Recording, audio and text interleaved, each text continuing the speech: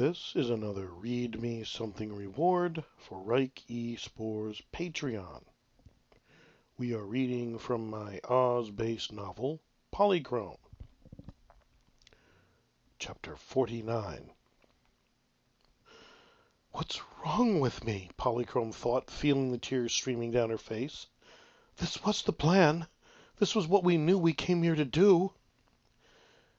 And then he said those last words, and something in her seemed to break, because she suddenly heard other words as clearly as though he had spoken them aloud. I love you. She stood frozen, unable to move, as a terrible abyss seemed to gape wide beneath her. Even my death is a very small price to pay, if only she is safe. She closed her eyes and stilled her trembling. It is too late now. Too late for so many things. He has made the bargain. He is consecrated to the ritual. They led Eric out to the center of the great ritual circle and stood him there in the smallest circle before the shimmering pyramid. Shall we bind him, Lord? Asked a great Temblor, one of his escorts. That shall I do myself, Ugu said, and Eric's clothing was suddenly torn from him, leaving him barely enough for dignity and reshaped. Bonds of strong cloth wrapped themselves around his arms and legs. Mortal material, not fairy, so that even if you try to pit your will against that of destiny, you will not find it so easy to break these bonds. And a thick blue strip of denim forced itself suddenly into Eric's mouth, tying itself in back. There shall be no name spoken here this day, save by ourselves. Oh, no. Father in the above, no! Eric, hampered only slightly by the bonds, whirled, gazing up at Ugu in mute disbelief, as Amanita walked to the edge of the circle. Oh, yes, my friend. We know of your little prophecy, Amanita said with a laugh at his stunned expression. We have known it for quite some time now. After all, she extended her arm toward the royal box, we had such a wonderful source to rely upon.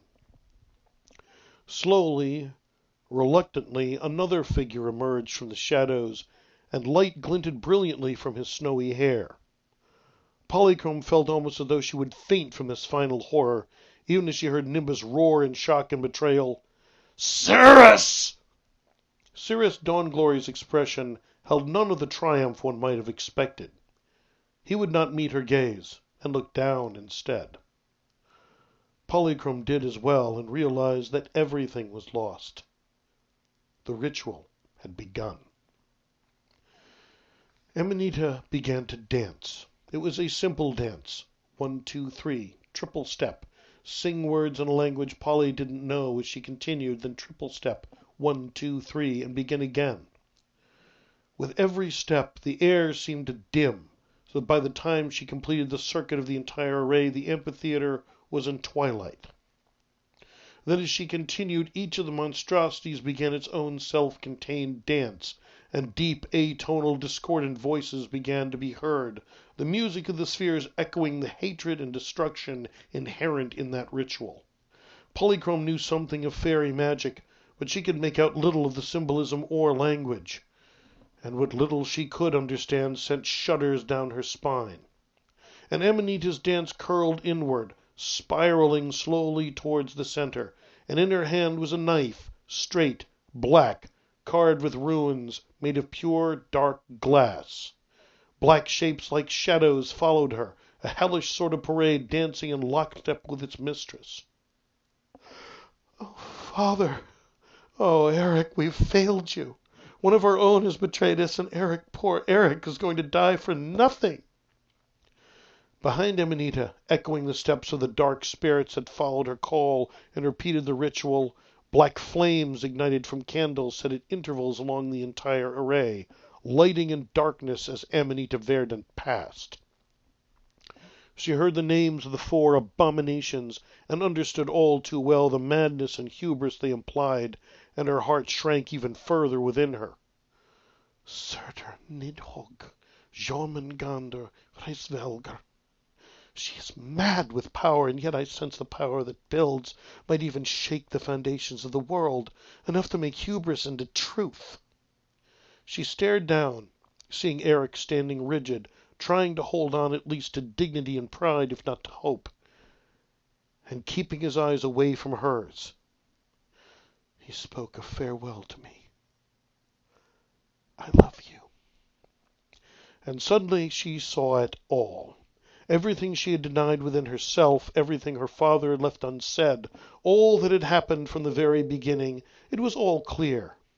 It had all been meant to come to this very moment, and for the first time in her life she cursed her father, cursed his name. Then curse yourself, for you are very much his daughter, and you will do what has to be done. And you know what that is, and why.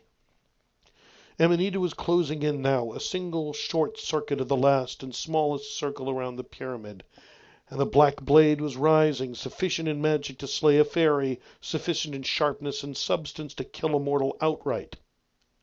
I must not fail. He cannot act by the oath he has given, and so I must. The movement, the timing must all be precise, or all truly is lost. The procession halted, a final deep note droning, rising in a crescendo as the blade arced backwards. Now! Polychrome moved. She drew upon all the power of her fairy heritage that had kept her beyond the reach of others that tried to capture her, on the silver burning power she had touched when Yup had nearly killed them all, and on sheer desperation. She tore free of her startled captors, moving faster than even Tempest eyes could follow, streaking on rainbow light and destiny towards the center of the ritual. And she was just in time.